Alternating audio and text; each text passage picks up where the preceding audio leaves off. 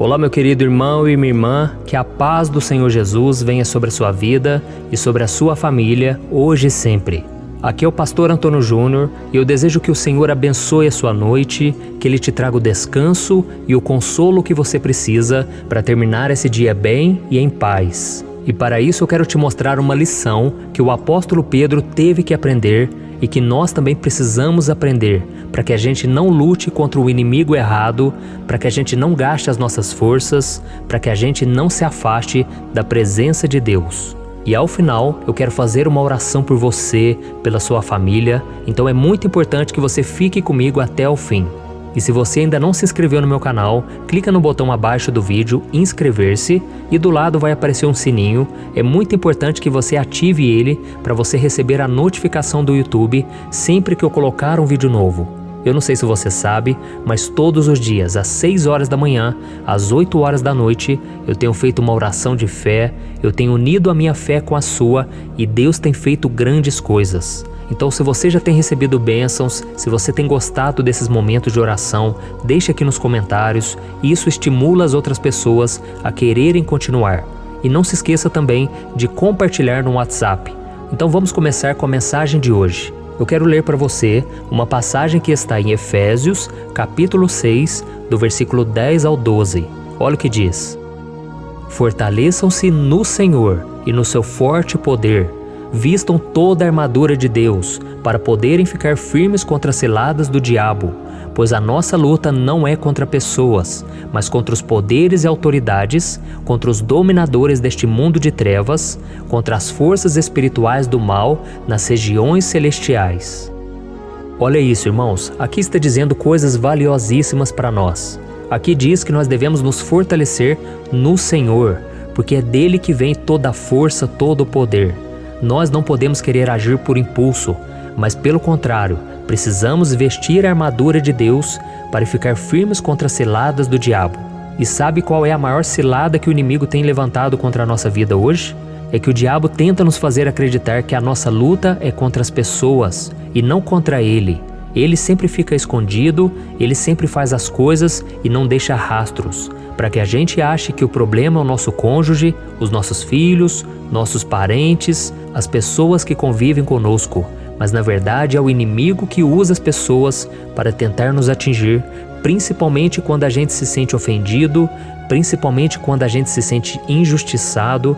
Então o inimigo ele quer colocar dentro do nosso coração uma sementinha ali de ódio, uma sementinha de amargura, de tristeza, de desânimo e tantas coisas mais. E quando a gente analisa a vida do apóstolo Paulo, nós vamos perceber que quando ele caminhava com Jesus, ele amava o Senhor e ele queria proteger Jesus de todo jeito. Teve um momento em que ele disse o seguinte: Jesus, de modo algum o Senhor vai morrer naquela cruz. Mas Jesus logo percebeu que Pedro estava sendo influenciado pelo diabo e ele disse: arreda Satanás, porque você só conhece das coisas dos homens, você não conhece das coisas de Deus. Isso porque Jesus sabia que ele deveria cumprir o chamado que o Pai tinha para ele, de morrer naquela cruz em favor dos pecadores. E o diabo sabia que Pedro ainda era fraco e Pedro tinha boas intenções, mas ele não estava sendo guiado pelo Espírito Santo de Deus. Pedro ainda agia na sua força, Pedro era muito temperamental, Pedro muitas vezes fazia as coisas por impulso, e por isso Jesus, mesmo amando Pedro, ele não se agradava das atitudes dele. E teve um momento em que Jesus estava ali no Getsêmani, suando sangue, Jesus estava sofrendo a sua pior luta espiritual naquele momento. E o diabo mais uma vez estava oprimindo com certeza a vida de Jesus, estava tentando contra os discípulos, e o próprio Pedro com seus discípulos estavam dormindo. Isso mesmo, no momento de maior batalha, Pedro e os discípulos estavam tão atordoados, estavam enfrentando tanta batalha que eles acabaram dormindo. Então Jesus foi sustentado por anjos e ele foi até os discípulos e disse: agora chegou a minha hora, eu serei traído, eu serei preso, castigado, humilhado, até ser morto naquela cruz. E então Judas apareceu e ele trouxe com ele muitos soldados romanos para prender Jesus. E naquele momento Pedro ele ficou revoltado, ele se sentiu ameaçado e ele então cortou a orelha de um dos soldados. E isso porque Pedro estava inconformado com a angústia que Jesus tinha acabado de passar ali no Getsêmani e agora de ser preso por homens maus de forma injusta. E se formos analisar, Pedro teve uma boa intenção. Eu fico imaginando a frustração de Pedro ao ver o seu companheiro de ministério, Judas, trair Jesus depois de lhe dar um beijo no rosto. Sabe, foi muita frustração. E se eu tivesse naquela mesma situação, talvez eu teria feito a mesma coisa. Não dá pra gente saber qual seria a nossa reação. E talvez muitos de vocês até parabenizariam Pedro pelo seu ato de heroísmo, pelo seu ato de bravura, querendo proteger Jesus. Mas quando vemos a reação de Jesus, nós ficamos surpresos, porque naquele momento Jesus colocou a mão sobre a orelha daquele soldado e ele restaurou a sua orelha, ele curou a orelha daquele homem. Então olha o amor de Jesus, a compaixão, mesmo pelas piores pessoas da sociedade. E Pedro, como que ficou naquele momento? Eu imagino que Pedro se frustrou muito, porque Pedro ele olhava para a vida dele e parecia que ele não conseguia fazer nada certo. Sempre parecia que ele fazia as coisas erradas nas horas erradas. Pedro dormia quando ele deveria estar orando.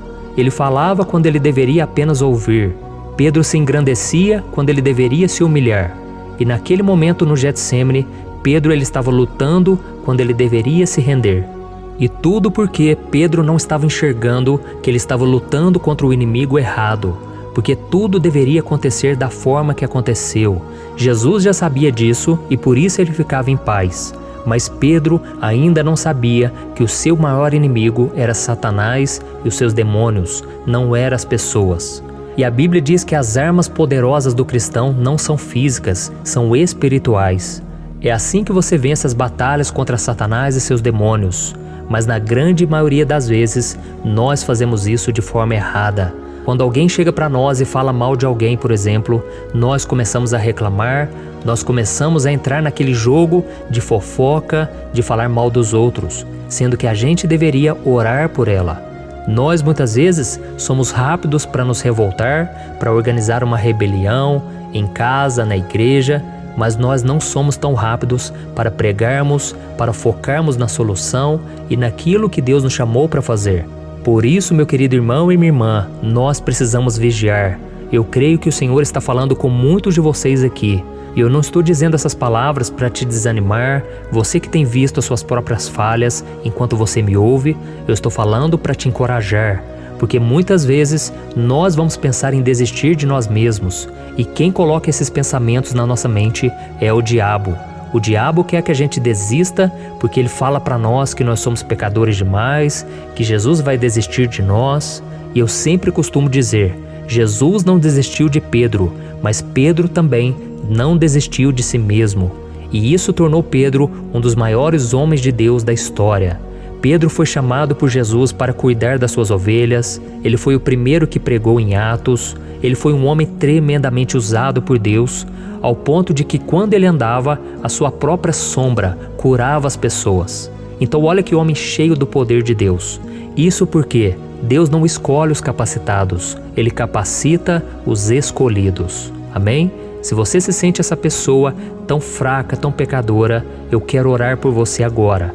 Eu quero que você feche os seus olhos e se você ainda não entregou sua vida para Jesus, esse é o momento. Não deixe para depois, irmão. Não fique pensando que a vida é muito longa, que um dia vai dar certo. Não. O seu momento de entregar a vida para Jesus se chama hoje, tá bom? Então feche os seus olhos e você vai orar. Você vai orar junto comigo, você vai colocar o seu coração na presença de Deus e o Senhor vai te ouvir, tá bom? Feche os seus olhos e vamos orar. Senhor, meu Deus e meu Pai, eu me coloco agora na Tua presença para te agradecer por mais uma noite, por mais um dia de vida. Senhor, muito obrigado pela vida desse irmão e dessa irmã que ouviram esta mensagem agora, que estão orando comigo já faz dias, que têm compartilhado estas orações. Oh, meu Pai, eu quero te louvar por esta porta que o Senhor abriu, porque muitas e muitas vidas têm sido abençoadas, e para isso eu te peço, meu Pai, faz a obra na vida desse irmão e desta irmã. Oh, meu Deus, tira todo o cansaço, toda a preocupação, todo o medo que está no seu coração agora. Em nome de Jesus, meu Pai, coloca a Tua mão de poder em favor desta vida, em favor da vida da sua família. Em nome de Jesus, meu Pai, restaura as áreas que ainda não estão completas, as áreas, meu Pai, do nosso caráter que precisam ser moldadas, tratadas. Ô Senhor, em nome de Jesus, meu Pai, abençoa a vida de cada pessoa que está nos ouvindo agora. Senhor, essa pessoa tem sofrido com seus próprios pecados, com suas falhas, com suas decepções. Ô meu Pai, quantas pessoas agora se identificaram com Pedro, porque agem por impulso, agem na braveza, ficam nervosos, sem paciência e depois se arrependem. Em nome de Jesus, meu Pai, ajuda essa pessoa a entender que ela precisa lutar contra a sua carne, contra o diabo e não contra as pessoas. Que essa pessoa deve se fortalecer com a armadura de Deus, através da oração, da palavra, em nome de Jesus, meu Pai, e que essa corrente de oração nunca venha se quebrar, que a gente venha se fortalecer a cada dia, que milhares e milhares de pessoas possam se fortalecer no Senhor, na força do Teu poder. Oh, meu Pai, em nome de Jesus, eu abençoo a vida dessa pessoa, toda a sua história, toda a sua família. E eu te peço, meu Pai, escreve o nome dela no livro da vida. Essa pessoa agora, meu Pai, que está chorando, está arrependida dos seus pecados. Perdoa, Jesus, assim como o Senhor me perdoou um dia, assim como o Senhor derramou misericórdia e transformou a minha vida em todas as áreas. Eu creio, o Senhor está transformando também essas pessoas e escrevendo uma nova história. Em nome de Jesus, meu Pai, nós queremos dizer, somos muito gratos e felizes por estarmos na Tua presença. Ajude-nos, Senhor, a permanecermos firmes na fé até o fim da nossa vida e que a gente possa dizer, combati o bom combate, completei a carreira e guardei a fé.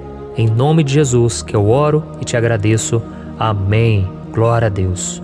Oh, meus irmãos, Deus é maravilhoso. Quero agradecer do fundo do meu coração a vida de cada um de vocês. Eu não os conheço pessoalmente, eu gostaria muito de poder caminhar junto com você, te aconselhar de perto, mas eu creio que através dessas orações nós temos formado aqui uma corrente de fé, nós temos unido a nossa fé, o nosso coração e Deus tem se agradado. E eu espero um dia poder te encontrar, mas se nós não nos virmos aqui nessa terra, lá na eternidade com Jesus, nós vamos nos abraçar e nós vamos adorar ao Senhor por toda a eternidade. Amém? Então eu espero você amanhã, eu espero você todos os dias aqui para nós orarmos juntos e não se esqueça, hein? Compartilhe no WhatsApp, porque assim você vai poder ser usado por Deus e mais pessoas serão alcançadas, tá bom? Deus abençoe, um grande abraço.